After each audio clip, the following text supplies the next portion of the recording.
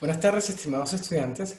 En este video haremos un repaso sobre los métodos de operaciones inversas del área de ERM. Entonces, un momento mientras comparto pantalla para poder dar nuestro repaso de nuestra clase. Entonces, el tema a tratar el día de hoy es el método de las operaciones inversas, es decir, métodos de operaciones que van del final hasta el principio. Pero antes de entrar a ello, veamos que es un método operativo. Un método operativo es aquel que nos facilita la resolución de un determinado tipo de problema, donde vamos a utilizar las 4 operaciones básicas de la matemática, las cuales son suma, resta, multiplicación y división. Además, podemos añadir la potencia y la radicación. Y en este tipo de problemas requiere de un mayor razonamiento. Necesitamos ver detalladamente, leer y analizar detalladamente lo que nos indica el enunciado, lo cual va a ser un arma muy útil al momento de resolver dicho problema.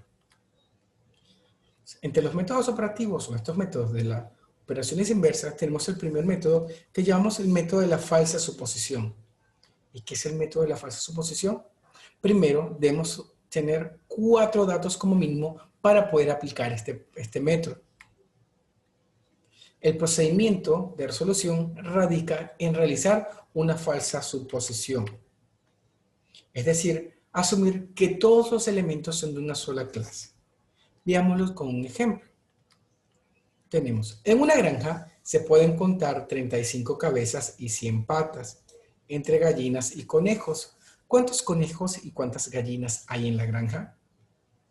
Entonces veamos. Si hay 35 cabezas, quiere decir que hay 35 animales entre los conejos y las gallinas. Pero veamos, una gallina tiene 2 patas y un conejo tiene 4 patas. Tomamos el animal que tiene menos patas, que es la gallina, y suponemos que todos los 35 animales son gallinas.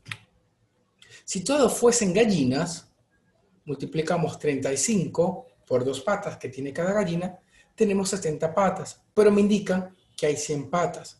Quiere decir que tengo un faltante, me faltan 30 patas para poder llegar a los 100.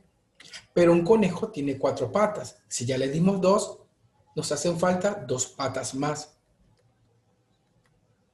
Por cada conejo hay 2 patas de más. ¿Qué voy a hacer? A esos 30 que me sobran, les voy a dividir entre 2 para asignarle a cada conejo. Por lo tanto, tendría 15 conejos y tendría 20 gallinas. Veamos si es cierto, si nos da 100. Si yo tengo 15 conejos y lo multiplico por 4 patas, nos daría 60 patas. Si yo tengo 20 gallinas que tienen 2 patas cada una, me da 40 patas. Es decir, que en total tengo 100 patas. ¿Por qué es la falsa suposición? Porque suponemos que todos son de una misma categoría. En este caso suponemos que todos son gallinas. Y luego con el restante podemos hallar la otra categoría que nos queda. Otro método muy parecido es el que llamamos el método del reparto. ¿De qué trata? Igual que el método de la falsa suposición, debemos tener 4 datos como mínimo. El procedimiento de resolución radica en tomar el menor elemento como el todo.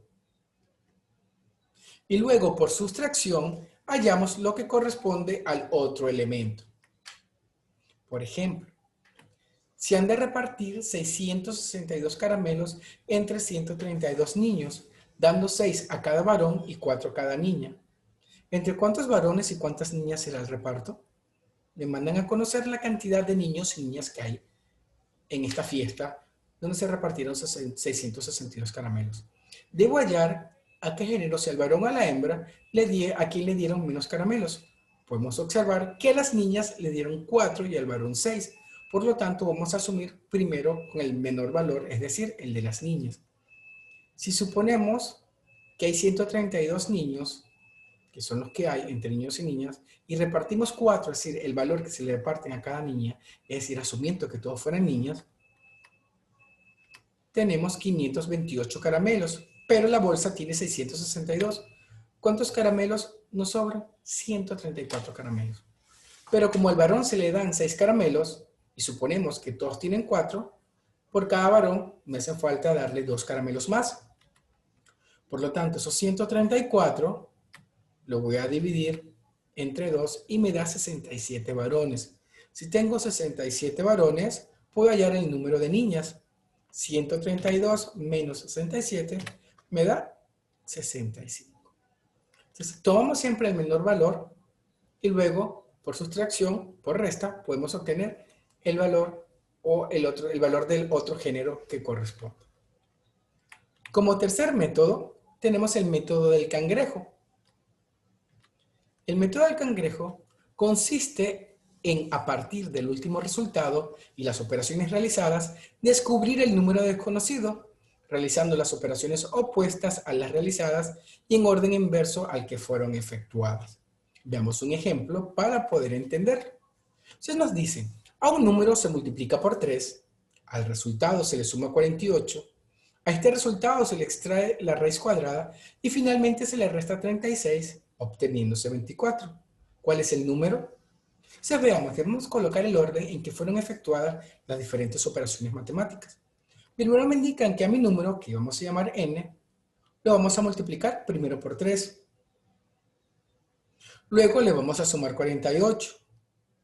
A ese resultado le voy a extraer la raíz cuadrada. Y por último, le voy a restar 36 y me da 24. El método del cangrejo es ir desde ese último número, ir hacia el principio y con la operación contraria. Por ejemplo, si restamos 26 y nos da 24, la operación contraria de la resta es la suma. Por lo tanto, a 24 le voy a sumar 36 y me da 60. Si luego sacamos la raíz cuadrada, la operación inversa es la potencia, en este caso de potencia 2. Entonces al 60 le voy a elevar al cuadrado y me da 3600. Si sumé 48, ahora voy a restar 48, que es la operación inversa. Y me da 3552.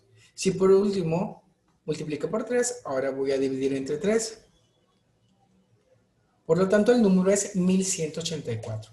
Es decir, voy del final al principio con la operación inversa. ¿Cuál es el secreto de este método? Tenemos que trabajar y colocar en orden correcto las operaciones matemáticas, para luego hacerlo de forma inversa. Y de esta forma podemos hallar muy fácilmente cada uno de los ejercicios. Veamos algunos ejemplos, algunos ejercicios para poder poner en práctica estos 3 métodos.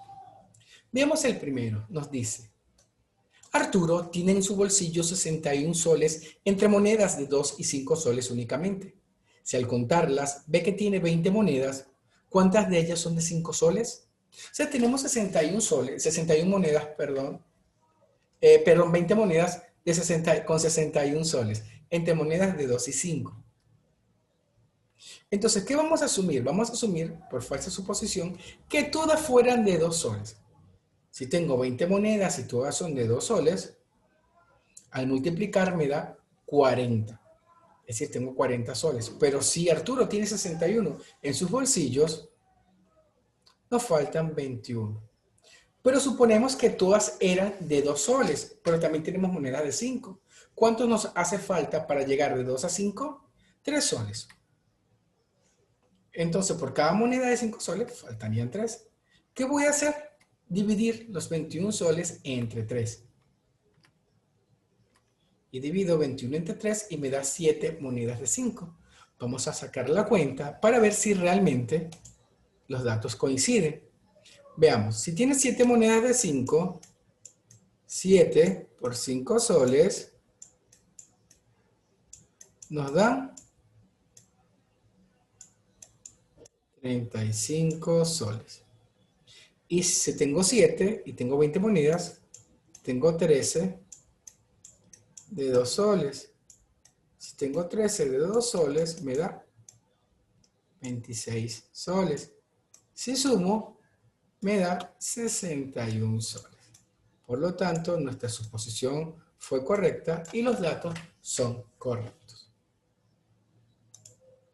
Siempre debemos suponer por el que tenga menor cuantía, el de menor valor.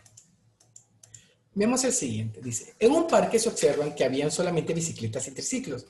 Habían 75 timones y 190 llantas. ¿Cuántos triciclos había? Tenemos timones. Timones, volantes o manubrios. Cada bicicleta o triciclo tiene un manubrio. Y recordar, una bicicleta tiene 2 llantas y un triciclo tiene 3 llantas. Entonces, por lo tanto, si hay 75 timones, es decir, hay 75 vehículos. ¿Cuáles son estos 75 vehículos? Son vehículos entre bicicletas y vehículos entre triciclos. Veamos, vamos a suponer, o por el reparto, que todos fuesen bicicletas porque son los que tienen la menor cantidad de llantas. Y tenemos lo siguiente, 75 por 2 me daría 150 llantas, si asumimos que todas son bicicletas. Como tengo 190 llantas, me hacen falta 40. Pero por cada triciclo hay una llanta de más, porque un triciclo tiene 3. Si suponemos que son bicicletas que tienen 2, para convertirlos en triciclos hacían falta una llanta adicional. Por lo tanto, por cada triciclo hay una llanta de más.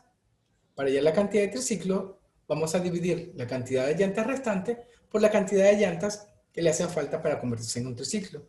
Sería 40 entre 1, nos da 40. Entonces hay 40 triciclos. Vamos a sacar la cuenta nuevamente para observar que nos dé la cantidad correcta. 40 triciclos por 3 nos da 120. Nos quedarían 35 bicicletas que tienen 2 llantas. Y 35 por 2 es 70. Y 120 más 170, 190 llantas.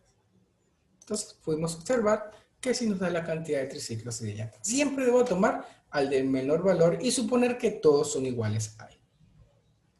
Veamos ahora un ejercicio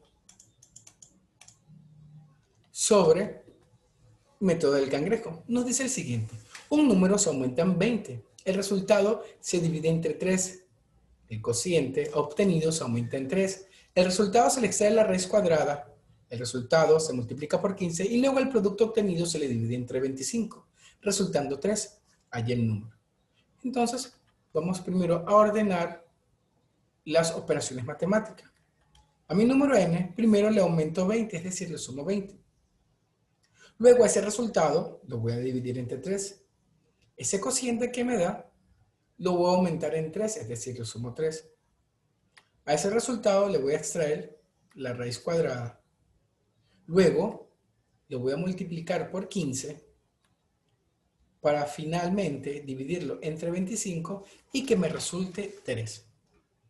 Ahora vamos a hacer nuestra operación de forma contraria y en sentido inverso. Es decir, con las operaciones matemáticas inversas y trabajando del final al principio. Si lo dividí entre 25, ahora debo multiplicarlo por 25, que me da 75. Luego, si lo había multiplicado por 15, lo voy a dividir ese resultado por 15, dando 5. Si había sacado una raíz cuadrada, ahora le voy a elevar al cuadrado. 5 al cuadrado es 25. Si había sumado 3, ahora le resto 3 y me da 22. Si lo habíamos dividido por 3, ahora lo multiplico por 3 y me da 66. Para finalmente, si lo había sumado por 20, ahora le resto 20. Y mi número sería 46. Veamos un último ejemplo. Dice, cada día de un reservorio con agua, es decir, un tanque de agua, se consume la mitad del contenido más 20 litros. Si después de 3 días consecutivos quedan 10 litros en el reservorio, ¿cuántos litros de agua se consumieron? Entonces tenemos, nuestro reservorio tiene N cantidad, o V cantidad, o su volumen de agua. Dice que se consume la mitad, es decir, lo divido entre 2 más 20 litros. Y esto lo hace en cada día, es decir, que se consume la mitad y además se resta 20 litros. Esto se hace por 3 días, sería el primer día, divido entre 2, y resto 20 en el segundo día, y divido entre 2 y resto 20 en el tercer día, y al observar el tercer día veo que mi reservorio tiene 10 litros de agua. Quiero saber cuántos litros de agua se consumieron. Entonces voy en operación inversa. Si a 10 le resté 20, ahora le voy a sumar 20 para que me dé 30. Si lo dividí por 2, ahora lo multiplico por 2, me da 60. Si le había restado 20, ahora le sumo 20 para que me dé 80. Si lo había dividido por 2 en el segundo día, ahora lo voy a multiplicar por 2 para que me dé 160. Si lo había restado 20 en el primer día, ahora le sumo 20 para que me dé 180. Y si lo había dividido entre 2 el primer día, lo multiplico por 2 y me daría 360. Por lo tanto, el volumen serían 360 litros. ¿Sí? Importante la frase, cuando te dicen no lo conseguirás, te están dando la razón más poderosa para hacerlo. Si cuando digan que no pueden, es cuando más deben intentarlo para poder. Igual pasa con estos ejercicios, no nos rindamos simplemente porque al principio no los podemos entender, siempre demos la batalla. Sí, lo importante en estos tipos de ejercicios, sobre todo en de falsa suposición y el del reparto, es siempre asumir que todos son iguales, todos pertenecen a la misma clase y siempre debo tener o tomar el del menor valor. Y en el método del cangrejo, lo esencial es colocar de forma ordenada las operaciones matemáticas tal cual nos los indica el enunciado, para luego, al hacerlo de forma inversa, poderlo trabajar de la mejor manera. Muchísimas gracias por su tiempo, espero hayan podido repasar con este tema, con este video, estos ejercicios y este tema. Cualquier duda o consulta, no duden en escribir al Peruschool, que con gusto le estaré respondiendo. Que tengan un feliz fin de semana. Cuídense mucho.